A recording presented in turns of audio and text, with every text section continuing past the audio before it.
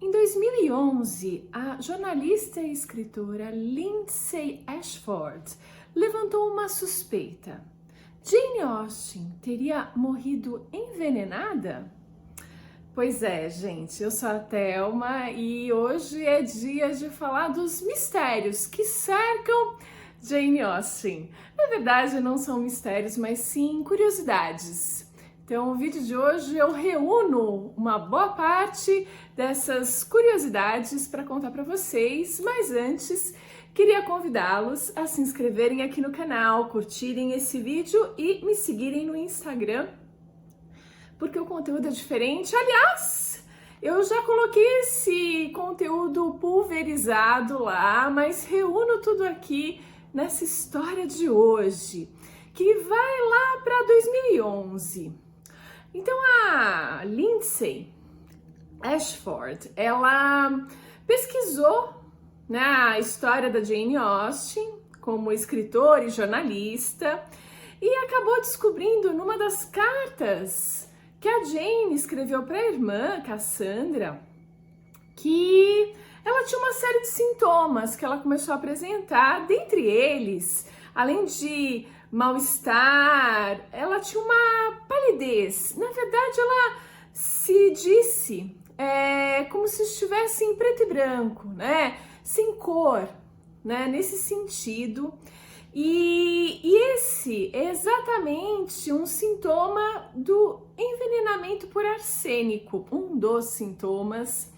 E não só isso, a Ashford, ela conseguiu encontrar uma mecha de cabelo adquirida por um casal de americanos da Jane Austen, né? E essa mecha foi analisada. E pasmem, o que foi encontrado na mecha? É arsênico, sim. E aí, gente, pra gente entender um pouquinho mais dessa história, eu vou ter que recorrer ao meu dicionário de venenos. Sim, por que eu tenho um dicionário de venenos se eu não vou usá-lo? Claro que eu vou. Eu vou aqui consultar a nossa Agatha Christie, que matou vários personagens envenenados. Ela que foi enfermeira durante o período de guerra e acabou aprendendo muito sobre venenos, então ela aplicava esse conhecimento em ficção, né, nos personagens, nas histórias dela. E aqui a gente tem uma boa gama de informações reunidas sobre o arsênico e a sua preponderância, digamos, no século XIX. Sim, o arsênico ele estava muito difundido naquela época, digo no papel de parede, nas velas. Ele era um ingrediente que entrava numa série de compostos. E isso pode ter sido a razão pela qual Jane Austen entrou em contato com o arsênico. Acabou tendo essa dosagem de arsênico na amostra de cabelo dela. E assim, outra coisa muito interessante, gente, aqui, né, nesse dicionário, a gente vai ver, ela faz toda uma revisão do arsênico. E no século XIX era chamado de o rei dos venenos, né, o poderança. Olha só, para você desempatar ali a herança, quero dizer, eliminar, né, seus parentes na hora de receber uma herança, você usava arsênico. E assim você usava esse pozinho da herança. Olha só, não só isso, ele era muito usado em tônicos e cosméticos. Tônicos, gente, como remédio. E a Jane Austen começou a apresentar alguns problemas de saúde e aí usaram um tônico muito famoso na época como medicação. As medicações eram muito incipientes na época e ela poderia ter usado essa que continha arsênico. Imaginem, cosméticos, por que conferia essa pele pálida, muito apreciada como bela naquela época? Hoje ninguém quer ficar pálido, né? Todo mundo quer ficar bronzeado. Na época era a palidez que imperava, né? Então os cosméticos, a base, né, que continham arsênico, conferiam essa palidez e um brilho brilho aos cabelos. Então você ficava linda de morrer, né? Você ia acabar morrendo com essa história. Tinha duas funções, né, o arsênico nos cosméticos. Uma, você ficar bem bonita para aqueles padrões, e outra, eliminar a concorrência, porque sim, também existia o veneno arsênico. Sim, as pessoas poderiam usar para eliminar aí a concorrência, olha só.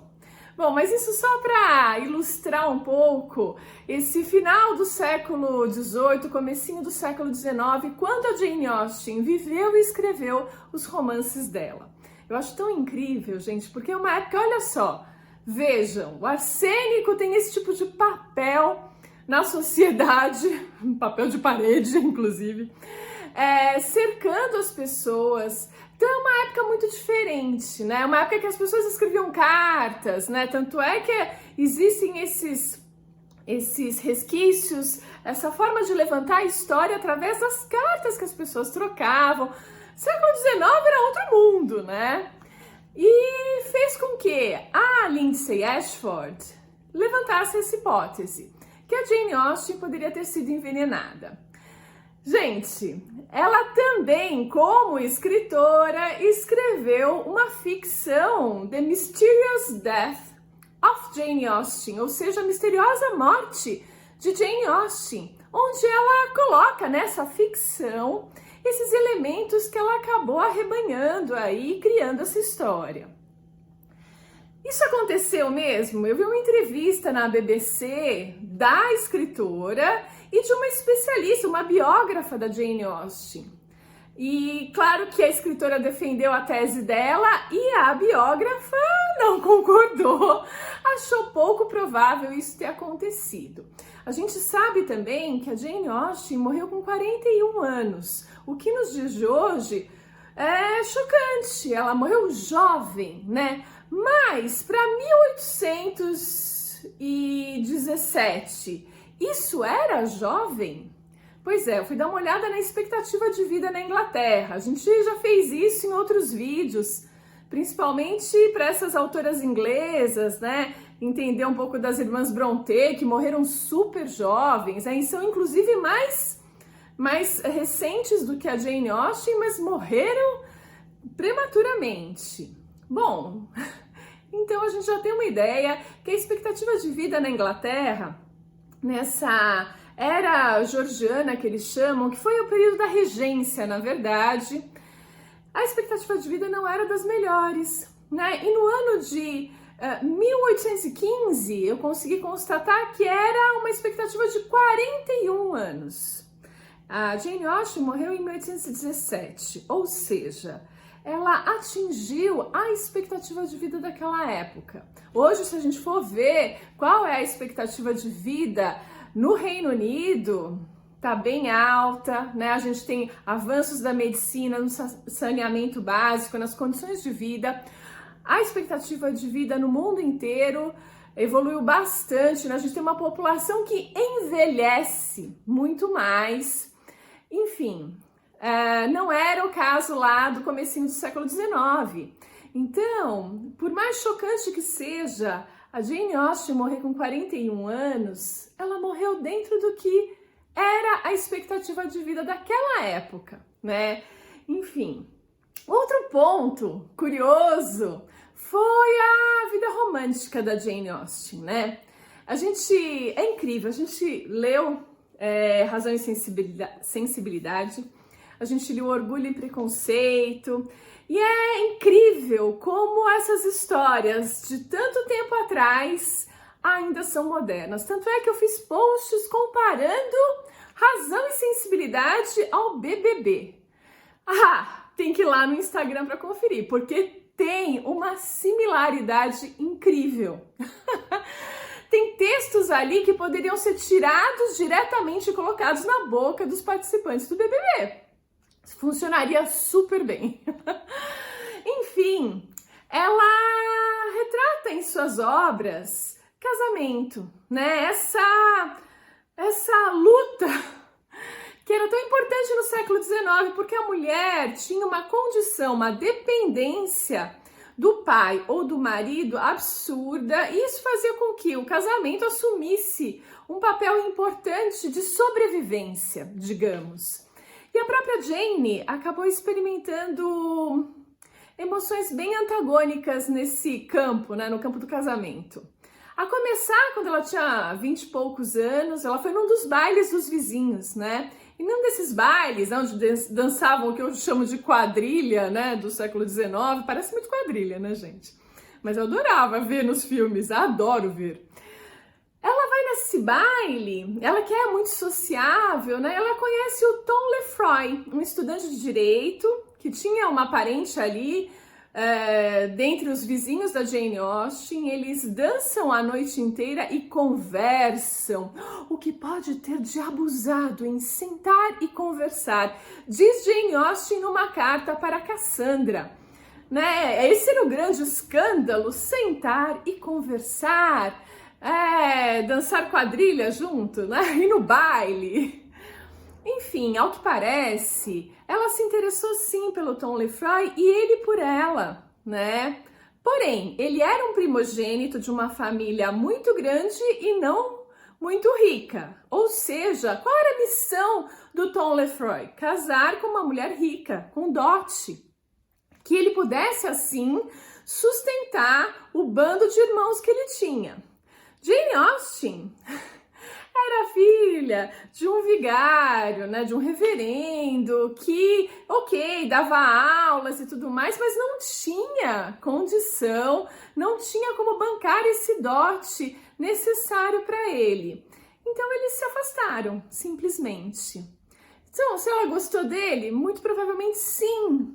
Só que as condições impostas pela sociedade ali separaram os dois, né? E a gente vê isso nas histórias dela, né? Ela experimentou isso ela própria, né? Passado uns tempinhos, ela conhece um rapaz, o Harris Bigwither, acho que é assim o nome dele, mais jovem que ela e que se encanta, né? Se encanta por ela, eles têm uma amizade e ele propõe casamento para Jane Austen e ela aceita, né? Numa noite, no dia seguinte ela acorda e volta atrás na resposta dela. Ela se recusa a casar com ele.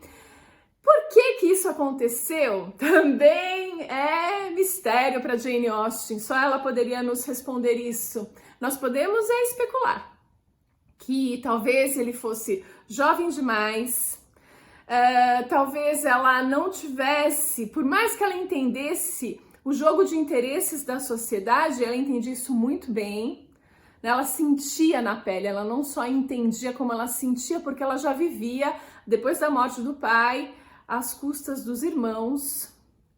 Ela julga aí que gostar, um sentimento a mais seja necessário para esse casamento, não só dinheiro, não só posição, não só uma forma de sobrevivência. Então, por isso, talvez ela por mais que fosse amiga, ela não amasse o rapaz, então ela se recusa. Talvez ela não tenha esquecido Tom Lefroy, é uma possibilidade também. Enfim, vai saber o que deu na cabeça da Jane, mas fato é que o noivado durou 24 horas. Ela se negou, né, a casar com ele, no dia seguinte ela diz não, volta atrás e ela segue solteira e acaba morrendo solteira aos 41 anos, como a gente viu. Enfim, a gente olha Jane Austen e pensa, puxa, ai, vidinha tranquila, só escreveu sobre casamentos e mulherzinhas, blá blá blá blá blá blá. Ela teve uma vidinha bem agitada, né? Então eu fico aqui com essas curiosidades, com esses mistérios, mais curiosidades a respeito da vida de Jane Austen, que eu adoro. Não me canso de ler os livros dela e fico aí encontrando similaridades com o Big Brother. Pois é, eu fico por aqui e a gente se vê no próximo vídeo.